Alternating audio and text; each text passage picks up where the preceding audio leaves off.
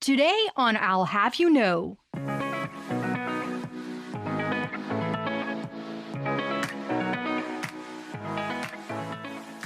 When you've got a startup business and you're dependent on live sport and live sport goes away, you learn really quickly how to figure out how to survive and get to a time when there will be live events and live sports.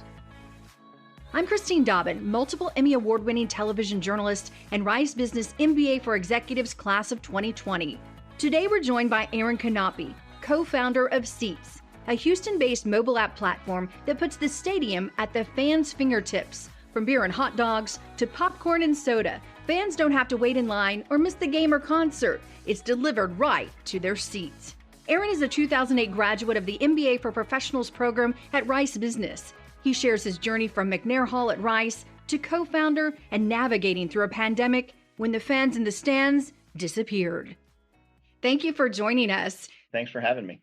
When I first heard the idea of sEATz, it's one of those concepts that you think to yourself, wait, surely somebody is already doing that. Tell us the story behind it. Yeah, I actually had the same thought myself when the idea was presented to me. Our other co-founder, Marshall Law, was at an Astros World Series game back in 2017 and ran up with his two boys to get a hot dog and a couple of Cokes.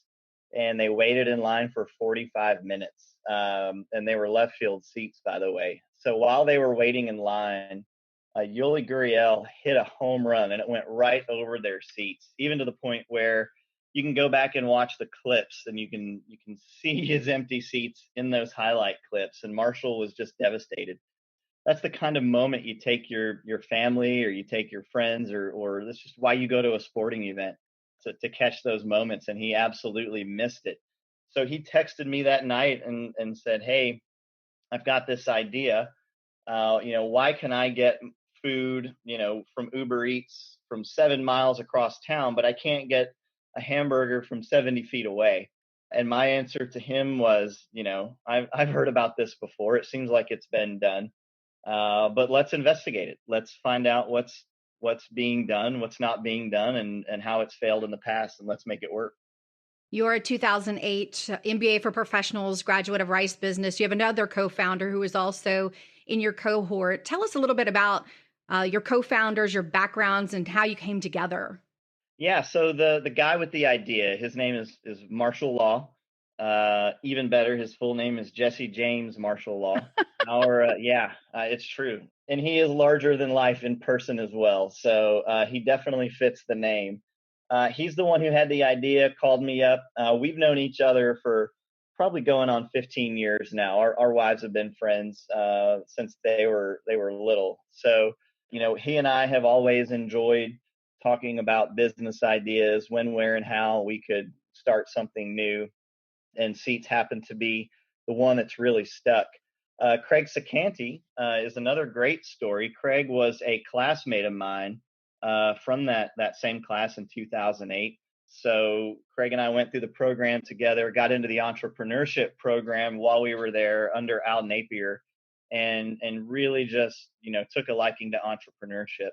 After we graduated, Craig was over in my backyard one night, and we were having drinks, and he was telling me about this idea he had to start a paint and sip studio. And I said, "Craig, I think that's a bad idea, man. I don't know if you should do that." And he did it anyway. And 10 years later, he's got Pino's Palette, which has over 150 locations around the U.S. And Craig got connected to us. I went to Craig. We've stayed really fast friends for the last 12 years now.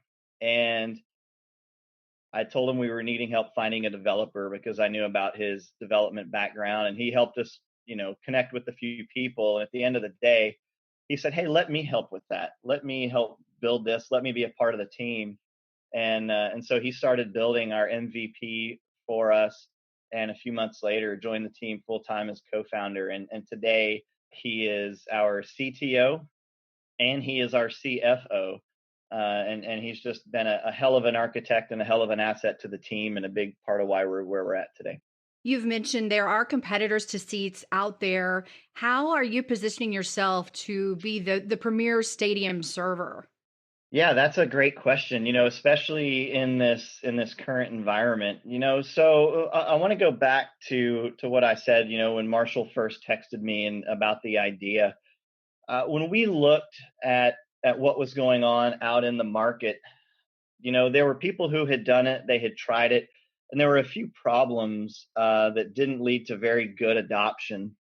And then there were some ways we differentiated ourselves. So the whole idea of in-seat service got started back, probably 10 years ago. And if you think back to 10 years ago, there were some serious issues. We didn't have iPhones, we didn't have Androids, no smartphones that with today's capability really to speak of. And so, in-seat ordering was just a whole different beast back then. The other thing was connectivity. The Wi-Fi, the cellular service that we've come to expect as a given, no longer a nice to have, just wasn't as prevalent as it is today. So today, teams and venues know that it's to their benefit for the fans to be able to tweet about the event or to post on Facebook or Instagram or to be able to check other scores. So, there's this really big digital transformation that's happened. And then, of course, we've all been conditioned for convenience by those apps like Uber Eats and DoorDash and Postmates to essentially have anything we want brought to us at any time. Now, our differentiator is that we put a heavy emphasis on, we're going to call it the back end, kind of that B2B focus of the platform itself. So, a lot of our competitors that have come before us have just focused on the fan app, and they focused on providing what we'll call a true software as a service model for the fan. Well, the problem there is that it doesn't help the concessionaires or the venues who are trying to provide that food and beverage. As a matter of fact, it makes things worse. It creates additional orders, it adds to the lead times, it adds to wait times, and it just creates bottlenecks. Whereas we've built out a really, really nice operational component on the backside that helps actually manage that event, manage the menus, manage the venue itself, what types of service are provided in certain areas, what the menu looks like. It can vary by area. How do we manage personnel? And it's all been condensed down into this really simple to use platform that's very powerful, in its ability to help manage and also report. So and then the final differentiator is that we've provided a lot of the labor as well. If you think about these large stadiums, they're bringing on 2, 3, 4,000 workers a day or per game. And, bringing on the extra 100 to 200 people to do the in-seat service is just more of a challenge for them. It's more of a skilled labor set. So we've started out by providing that. And then to resolve the scalability issues, we now have a couple of nationwide partners who specialize in that, and we've got alignment with. We're finalizing a contract with one, but it's a major national name that you would be familiar with, and happy to share more on that later. But it's really going to help us, quality control that whole process for the fan and the venue from front to back. What's your long-term goal? Do you want sEATz to be in every stadium and venue in the country? Yeah, absolutely. So, our goal, and it's kind of interesting, when we look out in the market, first of all, the sEATz team, we're very optimistic. We're very big picture people. We didn't necessarily start out by saying, hey, we want to service every high school stadium in the nation, and then maybe we'll get some minor league teams, and then maybe we'll get some professional teams. We've kind of taken the opposite route. We did some proving at Rice University. We still continue to do so, but we quickly made the jump to NRG and the Houston Texans, and with Aramark, which is a global concessionaire and food and beverage and services provider. And from there, we've essentially said, look, our mission is to be in every professional stadium in North America that we can be in, and then we will figure out how to build the platform for these smaller venues. And the reason for that was that the challenge of implementing and integrating into a large stadium is just so much greater than at a high school. And so for us, with the team we built, I think we were able to easily jump over those hurdles where others may not. be able to do so. So, our moat has been in our expertise, in all things in building a kind of a B2B software and really service those professional stadiums. So, yes, to answer your question, we want to be in every stadium, but we're going to start at the top. That's a good place to start. You also picked a top school to get your business degree, Rice MBA. What there led to your success? And did you decide to become an entrepreneur before, during, or after the program? So once at Rice, I have to say that the staff, the faculty, all of the classmates, there's so many different factors that contributed to my success. I'll start by talking about the faculty. I think we have some of the best entrepreneurship faculty out there. At the time, we had Ed Williams, we had Al Napier, and a whole host of just these really creative minds who really pushed that whole entrepreneurial agenda, really taught us to think like business owners, all the way from what you think about when you wake up in the morning to when you're in the boardroom, to when you're on investor calls, et cetera. And so, a lot of great lessons learned there. And then our classmates, just such a fantastic group of intelligent people, that we've all stayed in touch since school. We've stayed in touch with the Rice Network in general, and I really can't speak enough to how the Rice Network itself has greatly contributed to the success of sEATz, and probably countless other companies. But the desire to help and listen and learn and to make connections wherever they can be made is always readily available when you're talking to somebody from Rice Business.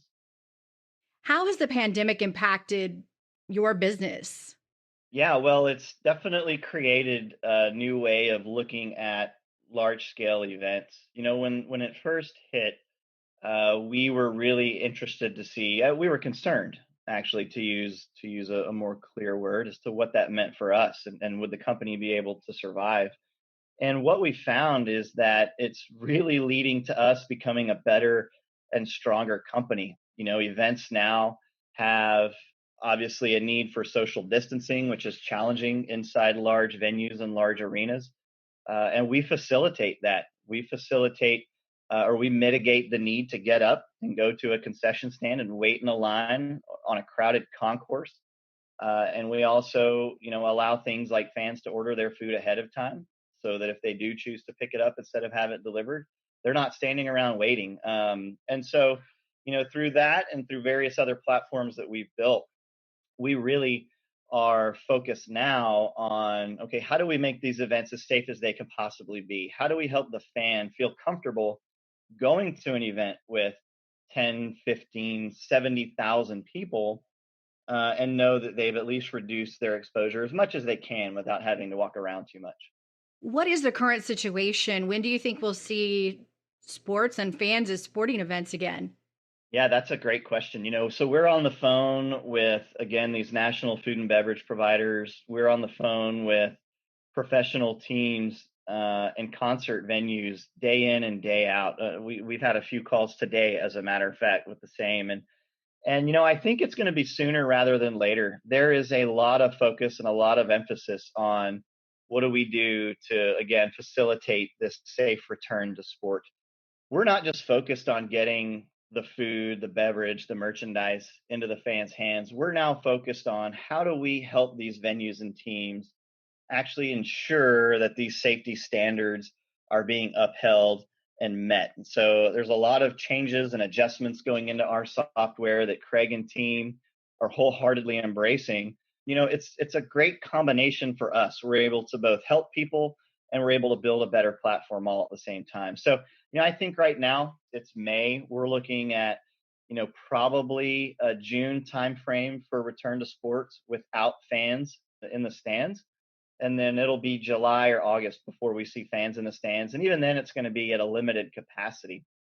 For sEATz, it's an interesting outlook, because prior to COVID, a good adoption rate at a large stadium was going to be anywhere between 5 and 10%.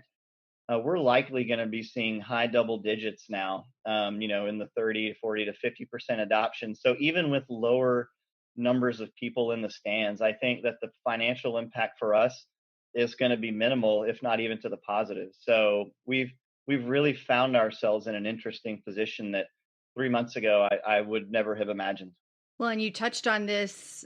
I think of myself even as a fan going into a stadium, and my reason for using seats may be completely different than what it would have been several months ago. Yeah, absolutely. Absolutely. Before it was convenience. Now it's about touchless transactions, right? We enable things like NFC and Google Pay, Apple Wallet, all of these technologies that allow you to not have to use cash or even reach for your credit cards, interact with people, touch screens, etc. So, that was kind of the stance we took in late February and said, we've got this technology. Let's start to adjust our messaging because it's really going to be important for these teams and these providers to get people back into stadiums. So you're 100% right. And your tagline is skip the line, not the game. Do you also feel when fans return, there's going to be so much hunger for sports and to be there at that event that now more than ever, they definitely don't want to miss the grand slam or the big play? Absolutely. And I think that this is just going to help that adoption increase, and it's going to help people see the true convenience that the sEATz platform was originally built to provide. Aaron, what advice would you give to aspiring entrepreneurs, whether young, old, or somewhere in between? Well, Christine, I'll have you know that the best lesson I learned from this actually can be related back to another famous Rice graduate, a guy named John Doerr. One of his words of wisdom is ideas are easy, but execution is everything. And when Marshall first called me and told me about this idea, I thought to myself, you know what, somebody else is doing it, or it doesn't make sense financially, or so on and so forth. I found 10 reasons to think about why we shouldn't do it, but he was persistent. He stayed on me, and we've really built a platform that executes differently than anything else out there in the market and in the world, really. And I had the same exact conversation with Craig when it came to Pinot's palette. So I've learned this lesson twice in my life, which is probably more chances than most people should get. When you told me about Pinots, and I said the same thing, I just wasn't sure about it as an idea. And Craig had gone out and he had executed that idea. So now I'm teamed up with two amazing co-founders, and I'm not shy to tell you that I think we've built something truly incredible that on the surface seems like a simple, easy idea, but the execution, the building of it every day is tedious and it's a grind, but it's so gratifying and it's so enjoyable to watch not only what we've built, be used in various venues and stadiums around the world, but to watch it grow and to cultivate it and continue to execute to where we're now, I think, comparable to some of the biggest players in the industry, and forming some partnerships with others who are really well known household names. And so, just because an idea seems easy, just because you think it's been done before, don't think that it's being done correctly. Don't think that it's being done well. Go out, really vet that idea, because I'm sure there's a way to do it better. The world changes every day, and ideas have to change with it. The pandemic has caused a rapidly changing business environment for everyone, but especially a business that is focused on crowds or the fan experience. Since we last talked with Aaron, they've had a chance to essentially relaunch. Aaron, thanks for joining us for an update here on I Will Have You Know. What has happened since we last talked this summer? A few things. It's been a wild summer. When we last spoke, there were certainly no live events happening. All of the teams, the live venues were trying to figure out, how do we get back to live events? How do we bring fans back in the stadiums? How do we keep them safe, let alone keep the teams and the staff and the management safe? So, since we last spoke, we've actually had events come back. We've had sports come back, led primarily by Major League Baseball, without fans. The NBA, the NHL, they've all had their seasons come and go without fans. And so, that was kind of the first phase. And now we're starting to see sports have fans back in the stadiums. And so for us, it started a couple of months ago with our own hometown team, the Sugarland Skeeters. They had a small season, if you will, and it went off really well. We were out there, we were helping them. Fans were out there, people were able to get out, enjoy sport, and it was a good time. We've since also been able to get back with the Houston Texans. We were there on Sunday with a full stadium, and the Houston Dynamo and the Dash. So we're starting to see it thaw out quite a bit, quite a bit. What do you expect the next few months to look like? Things are still somewhat uncertain, but any kind of expectation or plan? Yeah, so far it's gone pretty well with the live events that have taken place, and the new norm has set in. People have really, followed the recommendations, the rules at the stadiums. And so I think you're going to continue to see, that appetite for sport grow. Granted, we're still seeing a lot of caution.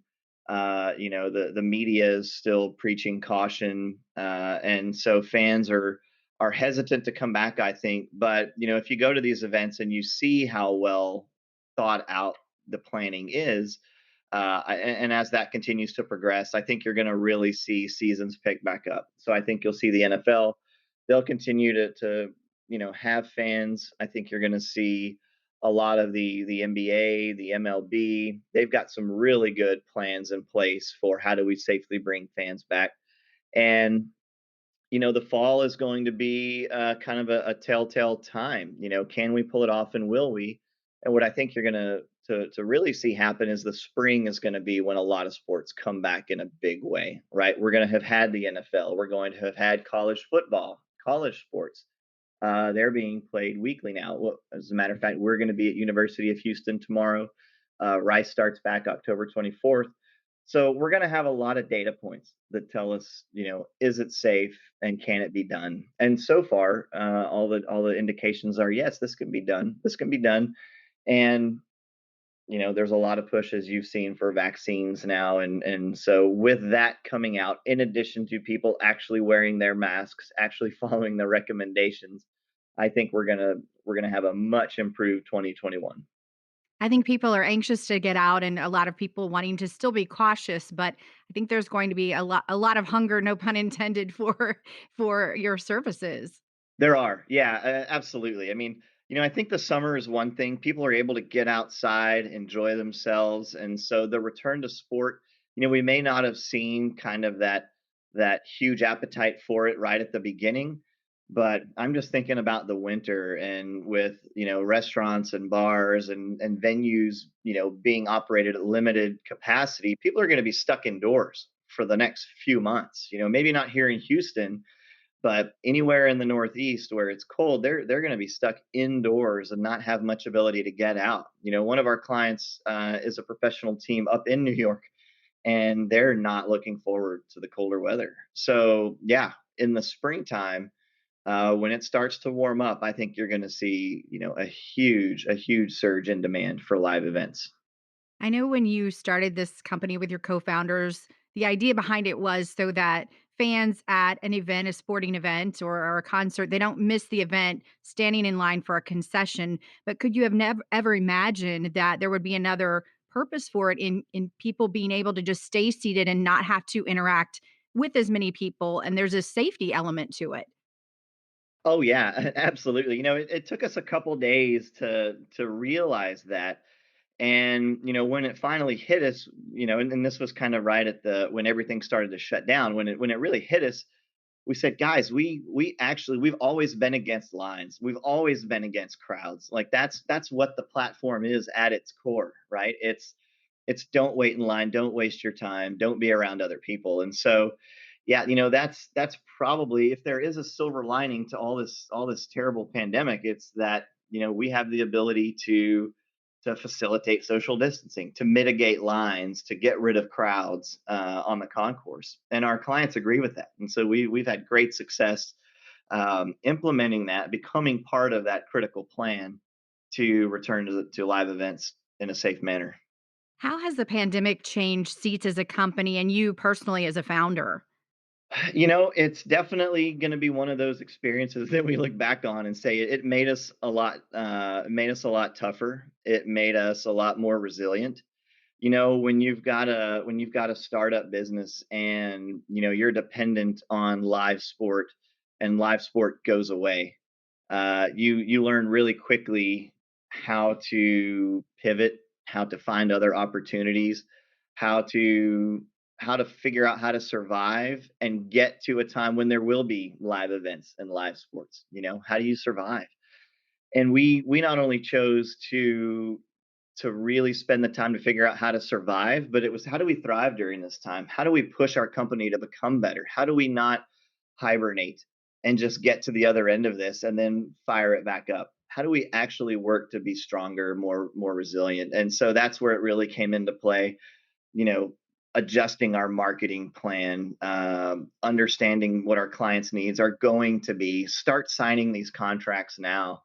And then, of course, we had to raise money during this time as well. And so that was extremely challenging. But what we also found are there are people out there who genuinely believe in us as a team, who believe in sEATz as a platform and the capability and the possibility that it holds. And when you find those people as investment partners, you grab them and you hold on to them. But we weren't going to let anything stop us. There is a way to pivot out of anything. And I would say that we really learned that throughout all of this. And so I don't know that I'll ever tackle a problem again, thanks to COVID and a global pandemic, to where I say that we can't work our way out of this. So, and it's all ironic. And for the oil and gas, people who listen to this, you'll laugh because I got out of oil and gas because I was tired of the ups and downs.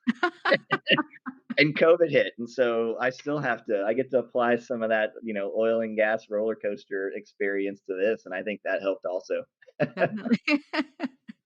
So, one last question before we go here. If I'm sitting at home watching maybe an Astros game on my couch, can I order a beer and a hot dog and have it delivered to my home? Not yet, but we're thinking about that. I'd rather you go to the stadium and support the team and support us there. That being said, soon you could be maybe sitting in your office watching the game, like a lot of people are today, or sitting on campus. We're actually, that's one thing that came out of the pandemic, is we are actively working with some of our major food and beverage providers on, can we work with you in business dining? Can we work with you in higher education? Can we service, your products and offerings in healthcare? So there's a lot of areas that we are looking, just not your home yet. I don't feel like competing with Uber Eats just yet, but give me another 12 months. We'll talk about it. We'll check back with you. Yeah, sounds great. Okay, Aaron Knape, co-founder of sEATz, thank you for this update on I'll Have You Know, and we wish you luck and look forward to seeing your continued success. Great. Thanks, Christine. Appreciate it. This has been I'll Have You Know. Thanks for listening. You can find links and more information about our guests, hosts, and announcements on our website, business.rice.edu. Please subscribe to this podcast wherever you find your favorite podcasts, and leave us a comment while you're at it and let us know what you think. I'll Have You Know is a production of Rice Business and is sponsored by the Rice Business Alumni Board. The hosts of I'll Have You Know are myself, David Trugliever, and Christine Dobbyn.